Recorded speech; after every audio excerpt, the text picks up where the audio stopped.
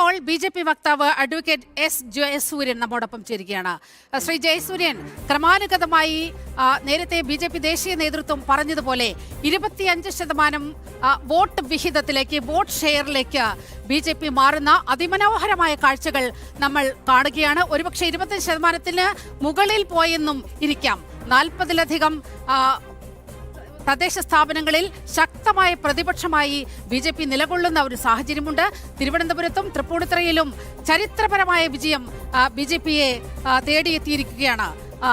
മറ്റൊന്ന് തൊടുപുഴ നഗരസഭ. തൊടുപുഴ എന്ന് പറയുന്നത് ഈ കേരളത്തിന്റെ ഈ ഒരു മനസ്സിൽ തൊടുപുഴ എന്ന് പറയുന്ന ഒരു സ്ഥലത്തിന് എത്രത്തോളം പ്രാധാന്യമുണ്ട് എന്നുള്ള കാര്യം നമുക്ക് അറിയാം. അവിടെ കൈവെട്ട് കേസുണ്ടായത്, SDPIയുടെ ഭീകരാക്രമണം ഉണ്ടായ സംഭവം, അവിടെ LDFനെ കടപുഴക്കി എറിഞ്ഞ് മൂന്നാം സ്ഥാനത്ത് LDF നിൽക്കുമ്പോൾ തൊടുപുഴ നഗരസഭയിൽ അതിശക്തമായ പ്രതിപക്ഷമായി ബി.ജെ.പി. മാറുകയാണ്. മറ്റൊന്ന് കൊല്ലത്തിന്റെ ഇടത് ശക്തി കേന്ദ്രമായ കടക്കലിൽ ബി.ജെ.പി. അക്കൗണ്ട് തുറന്നിരിക്കുകയാണ്. കടക്കലിന്റെ പ്രാധാന്യം എന്ന് പറയുന്നത് അവിടെ വിപ്ലവഗാനം, കടക്കൽ ദേവീക്ഷേത്രത്തിൽ വിപ്ലവഗാനം ആലപിച്ചുകൊണ്ട് CPM കൊടിയുരുത്തിയ ആ വാർഡ് വളരെ കൃത്യമായി ബി.ജെ.പിയുടെ കയ്യിലേക്ക് എത്തിയിരിക്കുകയാണ്. അതായത് ജനമനസ്സുകളിലേക്ക് ബി.ജെ.പി. മുന്നോട്ട് വെച്ച ആശയങ്ങൾ വളരെ കൃത്യമായി ജനമനസ്സുകൾ ഏറ്റെടുക്കുകയും ബി.ജെ.പിക്ക് ഒപ്പം നിലനിൽക്കുകയും ചെയ്യുന്ന വലിയ കാഴ്ച നമ്മൾ കാണുകയാണ്. എങ്ങനെയാണ് ബി.ജെ.പിയുടെ ഇപ്പോഴത്തെ ഈ സ്റ്റാറ്റസിനെ നമ്മൾ കാണേണ്ടത്, അഡ്വക്കേറ്റ് ജയസൂര്യൻ? ബി.ജെ.പി. എന്ന പാർട്ടി മുന്നോട്ട് വെച്ച വികസനം, വികസിത കേരളം എന്ന മുദ്രാവാക്യം കേരള ജനത തെക്കും വടക്കും മധ്യത്തിലും എന്ന വ്യത്യാസമില്ലാതെ തെക്ക് മുതൽ വടക്ക് വരെ എല്ലായിടത്തും ഒരേപോലെ സ്വീകരിച്ചിരിക്കുന്നു എന്നുള്ളതിന്റെ വലിയ തെളിവാണ് ഇപ്പോൾ പുറത്തു വന്നുകൊണ്ടിരിക്കുന്ന റിസൾട്ടുകളെല്ലാം തന്നെ. ഞാനിപ്പോൾ സംസാരിക്കുന്നത് കോട്ടയം ജില്ലയിൽ നിന്നാണ്. ഇവിടെ കിടങ്ങൂർ ഗ്രാമപഞ്ചായത്ത്, ഐമനം ഗ്രാമപഞ്ചായത്ത്, പൂഞ്ഞാർ തെക്കേക്കര ഗ്രാമപഞ്ചായത്ത്, ഇവിടെയൊക്കെ ബി.ജെ.പി. ഭരണകക്ഷിയായിരിക്കുകയാണ്.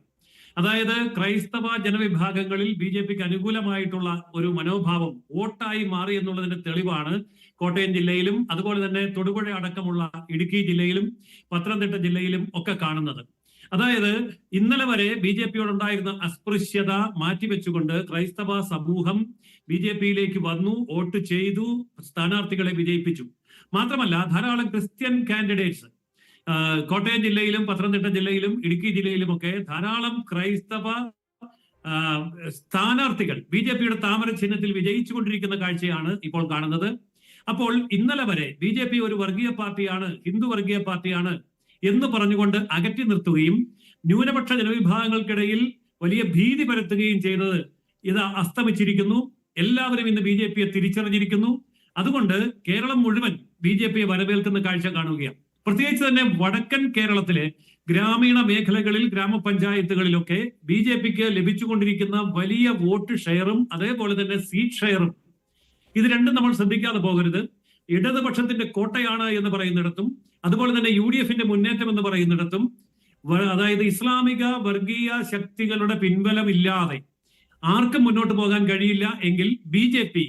ഈ പറയുന്ന നിലപാടുകളിൽ ഉറച്ചു നിന്നുകൊണ്ട് തന്നെ മുന്നോട്ട് വരുമ്പോൾ ജനങ്ങൾ ബി.ജെ.പിയെ സ്വീകരിക്കുന്നു എന്നുള്ളതിന് തെളിവാണ് കാസർഗോഡ്, കണ്ണൂര്, കോഴിക്കോട്, വയനാട്, മലപ്പുറം ജില്ലയിൽ വരെ നമുക്ക് കാണാൻ കഴിയുന്നത്.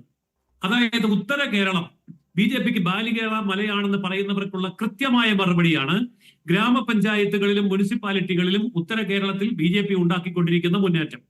മധ്യ കേരളത്തിൽ ഞാൻ നേരത്തെ പറഞ്ഞതുപോലെ ഇവിടെ ഇടുക്കി ജില്ലയില് തൊടുപുഴയാണെങ്കിലും അതുപോലെ ഭരണത്തിലേക്ക് വരുന്ന തൃപ്പൂണിത്തുറ എറണാകുളം ജില്ലയിലാണെങ്കിലും കോട്ടയം ജില്ലയിൽ ഞാൻ പറഞ്ഞ 3 ഗ്രാമപഞ്ചായത്തുകൾ അടക്കമുള്ള പ്രദേശങ്ങളിലാണ് എങ്കിലും ബി.ജെ.പിയുടെ ശക്തി വർദ്ധിക്കുകയാണ്. ആലപ്പുഴ ജില്ല എടുത്താലും അതേപോലെ പത്തനംതിട്ട ജില്ല എടുത്താലും കൊല്ലം ജില്ല എടുത്താലും ഇതേപോലെ തന്നെ ഇടത് ശക്തി കേന്ദ്രങ്ങളിൽ വളരെ കൃത്യമായിട്ടുള്ള കടന്നാക്രമണം നടത്താൻ ബി.ജെ.പിക്ക് സാധിച്ചിരിക്കുന്നു.